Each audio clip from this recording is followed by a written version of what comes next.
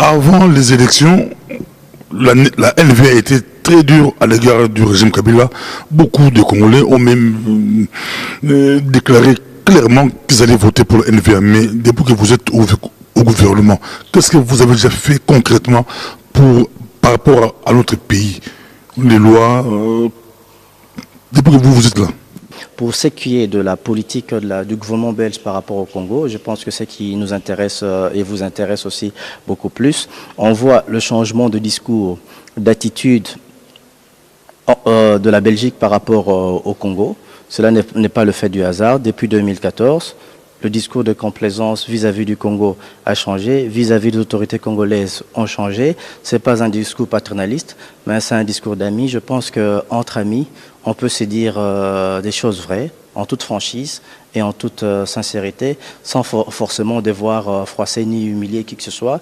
Le tableau des droits humains, il n'est pas reluisant au Congo, et quand il le faut, cela est dit de manière diplomatique. Quand il n'y a pas d'avancée, et cela est également dit sous les formes que nous avions tous eu à voir et à constater.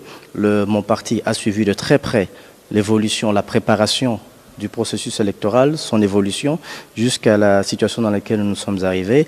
Mon parti a été des premiers partis en Belgique à tirer sur la sonnette d'alarme que voilà, il faut qu'il y ait une alternance démocratique, pacifique au Congo.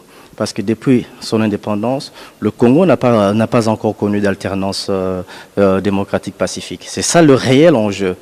Arriver à se lire, à se donner en toute liberté le candidat de son choix, à voter, à voir le pays dirigé, le Congo, voulais-je dire, dirigé par un président qui a été élu en toute liberté, en toute transparence, en toute crédibilité par l'électorat congolais.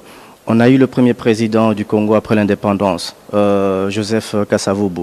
Il a été démis suite à un coup d'État, remplacé par le maréchal Mobutu, aussi qui a quitté le pouvoir dans les conditions que nous connaissons, qui lui a été remplacé par Laurent Désiré Kabila, assassiné au pouvoir, qui a été remplacé à son tour par Joseph Kabila, qui aujourd'hui fait un mandat, mais qui peine à passer le relais à son successeur. Donc c'est ça le réel enjeu de ce qui se passe actuellement au Congo. Et la NV, à travers ses députés, veut accompagner le peuple congolais dans sa quête pour la liberté, dans sa quête pour la démocratie. Fin 2015, à l'initiative de notre député fédéral qui suit de près la situation du Congo, une résolution sur les élections présidentielles avait été introduite au Parlement, à la Chambre, donc où nous nous trouvons ici.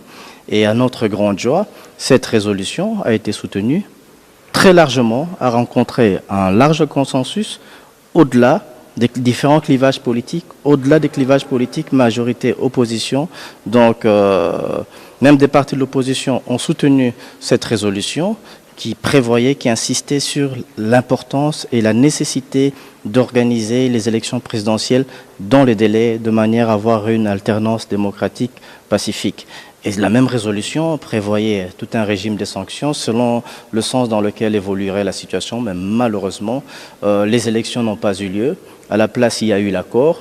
On s'est dit, le rendez-vous est renvoyé pour fin décembre, mais l'application de l'accord aussi interpelle, et c'est ce qui peut expliquer pourquoi les députés NVA continuent à être critiques sur l'évolution de la situation.